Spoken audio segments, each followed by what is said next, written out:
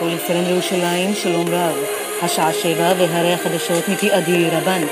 מבצע צוק איתן. בעקבות הירי הבלתי פוסק לכיוון ישראל, הדוגמנית, הידוענית, הסלבריטאית, פליטת הריאליטי והשגרירה ונציגת ישראל לענייני ערבים במועדונים ובחיי הלילה, נטלי דדון, החליטה להתגייס למילואים. במילואים נטלי תמלא את אתרי הרכילויות ואת המקומות השוממים בארצנו, על מנת שלכתבי מאקו יהיה מה לסקר. כוכבות מאושרות וביניהם ג'ניפר סנוקל, בריז'יט ופיליפ וזנה, גם הם ימלאו את חלקם במילואים במילואי בוטוקס. והרי ידיעה שהתקבלה זה עתה. המאושרת בטקט, ניקול ריידמן, פתחת את שעריה לציבור הרחב מאזור הדרום של שכונות סביון וצהלה, על מנת שיוכלו לשהות בממד אשר בביתה שבהרצליה פיתוח, ובחנות אשר ממוקמת בכיכר המדינה.